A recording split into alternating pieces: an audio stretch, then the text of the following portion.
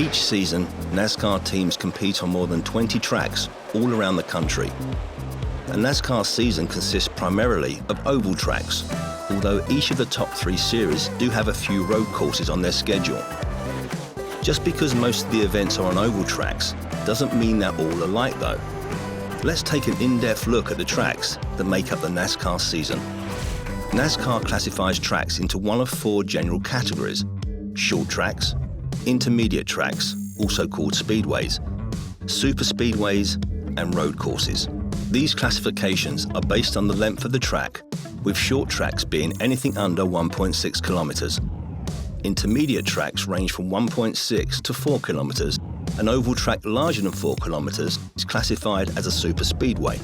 Though most tracks are technically oval tracks, each one has their own unique characteristics.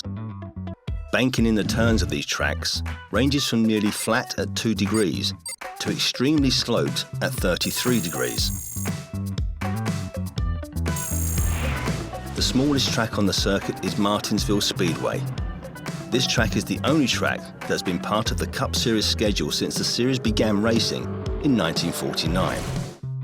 This tiny paperclip-shaped track is just 0.84 kilometers in length. Meanwhile, Talladega Superspeedway, the largest track on the circuit, dwarfs Martinsville, coming in at nearly 4.3 kilometers in length. This track and its sister track, Daytona International Speedway, were designed by NASCAR founder Bill France Sr. to showcase speed. Higher speeds and more intense competition made the super speedways a huge success. However, those speeds eventually became too dangerous. High speeds meant cars could get airborne on the simplest of spins, causing an unsafe situation for drivers and fans alike. These high speeds reached their peak in 1987, when Bill Elliott posted a qualifying lap at Talladega of more than 340 kilometers per hour. During this same race weekend, Bobby Allison was involved in a violent crash that sent him into the front stretch catch fence. Oh, we have a problem. Bobby Allison with a horrible crash here on the front stretch. It has torn out a complete section of protective railing. Following this incident, NASCAR introduced the restrictor plate, a device designed to limit airflow to the engine and reduce speeds. The reduced speeds brought on by the restrictor plate brought a new form of racing to the series. With all cars now running essentially the same speed, pack racing was born. Racing at times 4 wide, inches apart at 300 kilometers per hour can create its own problems though.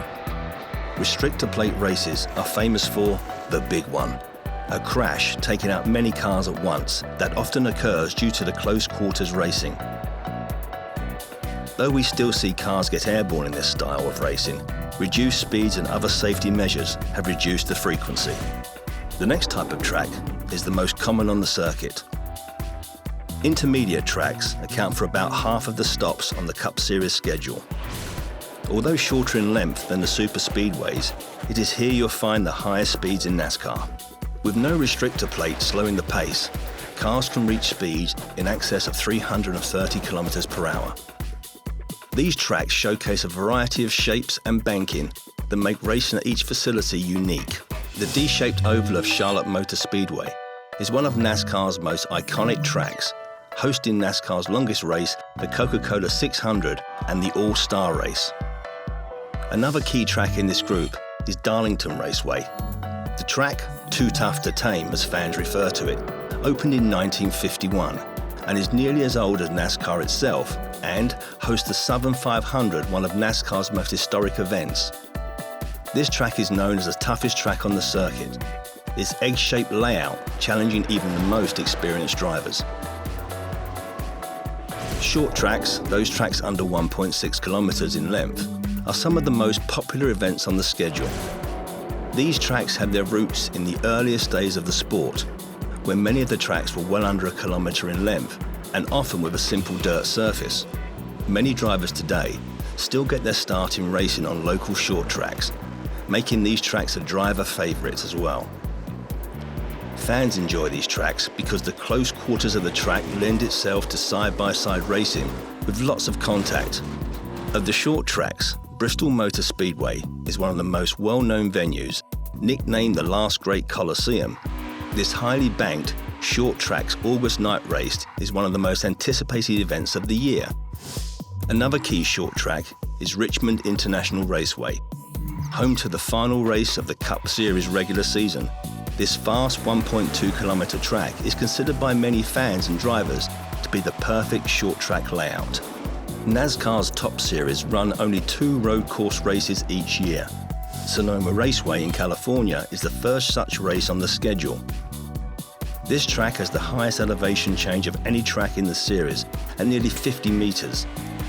This track is known for its tight turns, including the final turn of the course, in which drivers slow to less than 80 kilometers per hour. NASCAR's other road course race occurs at Watkins Glen International. This track, which hosted the Formula One US Grand Prix from 1961 to 1980, is a fast course with mostly right-hand turns. NASCAR traditionally runs a shortened version of this course, though a recent repave has renewed discussion of possibly running the full-length course. As you can see, drivers in the Cup Series must compete on a variety of track shapes, sizes, and surfaces. Though some tracks may look similar, each one has their own unique characteristic that make them a challenge for drivers and teams to prepare for each week. To learn more about the technology and preparation teams need to be successful at these tracks, check out every installment of NASCAR University.